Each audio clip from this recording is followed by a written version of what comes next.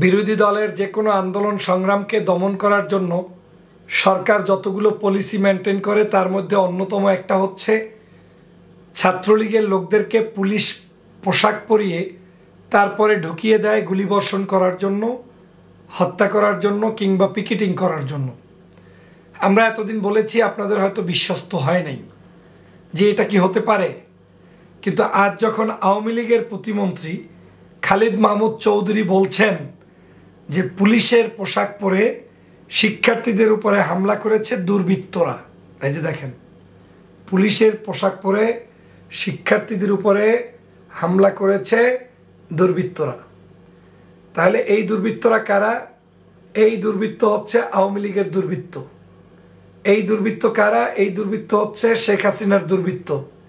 আমরা বিগত দিনে এটা বলেছি, কিন্তু হয়তো আপনাদের অনেকের কাছে মনে হয়েছে যে এটা কি আসলে সত্য। এখন প্রমাণ হলো এই খালিদের বক্তব্য থেকে যে এই যে শিক্ষার্থীদের উপরে আক্রমণ, এই আক্রমণের দিনেও ছাত্রলীগ পোশাক পরে ঢুকেছে এবং পোশাক ছাড়াও যে অস্ত্র নিয়ে গুলি করছে, লেখা সাংবাদিকের ড্রেস, গুলি করছে। বাহ, আমি একটা ভিডিও দেখেছি।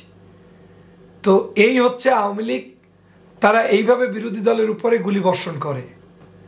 আজকের এই মন্ত্রী ছাত্রলীগ নামটা লিখতে বা বলতে ভুলে গেছেন, উনি এটাকে দুর্বৃত্ত দিয়ে চালিয়ে দিয়েছেন। তা আমরা বাংলাদেশে জানি যে এই মুহূর্তে দুর্বৃত্ত বলতে কাদেরকে বোঝায়। এই মুহূর্তে দুর্বৃত্ত, সন্ত্রাস, চাঁদাবাজ, ধর্ষণবাজ, টেন্ডাবাজ কাদেরকে মানুষ বলে, কাদেরকে ঘাড় ধাক্কা দিয়ে বিশ্ববিদ্যালয় থেকে বের করে দেওয়া হয়, কাদেরকে? একমাত্র এই ছাত্রলীগকে এবং আওয়ামী লীগের দালালগুলোকে। সে কারণে বাংলাদেশের প্রত্যেকটি বিরোধী দলের আইনসিদ্ধ আন্দোলনগুলো নস্যাৎ করার জন্য ছাত্রলীগ মাঠে থাকে।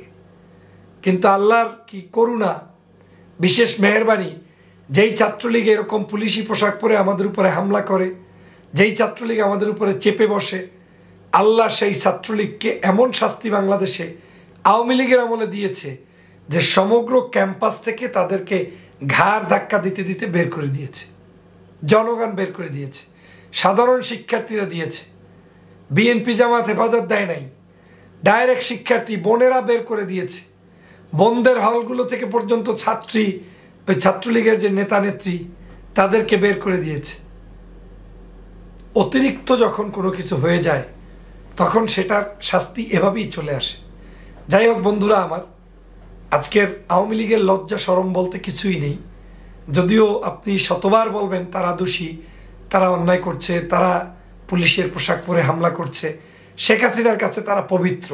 যেমনটা এই রিসেন্টলি সবাই ঘাড় ধাক্কা দিয়ে ছাত্রলীগ বের করেছে, শেখ হাসিনা বলে বেড়াচ্ছে আমি ছাত্রলীগকে হুকুম করলাম তোমরা বের হয়ে যাও, এদের সাথে গ্যাঞ্জাম করার দরকার নেই। তাহলে চিন্তা করে দেখেন যে যেই নেত্রী নিজেও জানে যে ছাত্রলীগকে সমগ্র ক্যাম্পাস থেকে বয়কট করা হয়েছে, সেও ধরেন 2 লাইন মিথ্যা কথা বলে জাতিকে প্রতারণা করলো। প্রিয় বন্ধুরা আমার, আমাদের বাংলাদেশের সমগ্র ক্যাম্পাস থেকে যেমন ছাত্রলীগকে তাড়াতে হবে, বাংলাদেশের প্রত্যেকটি প্রশাসন, প্রত্যেকটি জায়গায় ওরা বসে আছে, বিশ্ববিদ্যালয়ের শিক্ষক, এরপরে আপনার প্রশাসনিক কর্মকর্তা, পুলিশ, এরপরে অন্য অন্য বিভাগে যেখানেই আছে সেখান থেকে ওদেরকে তাড়াতে হবে। যদি সেটা তাড়ানো না যায় তাহলে এই খালিদরা বলবে বক্তব্যে যে দুর্বৃত্তরা হামলা করেছে, কিন্তু রিয়াল দুর্বৃত্ত তো ছাত্রলীগ। যেটা আমরা বিশ্বজিৎ হত্যার মধ্য দিয়ে জানতে পারলাম, যেটা আমরা আবরার হত্যার মধ্য দিয়ে জানতে পারলাম, যেটা আজকের আমরা এই সাঈদ হত্যা সহ শিক্ষার্থী হত্যার মধ্যে জানতে পারলাম। অতএব প্রিয় বন্ধুরা, আসুন ছাত্রলীগের সকল অপকর্মের বিরুদ্ধে আমরা গর্জে উঠি।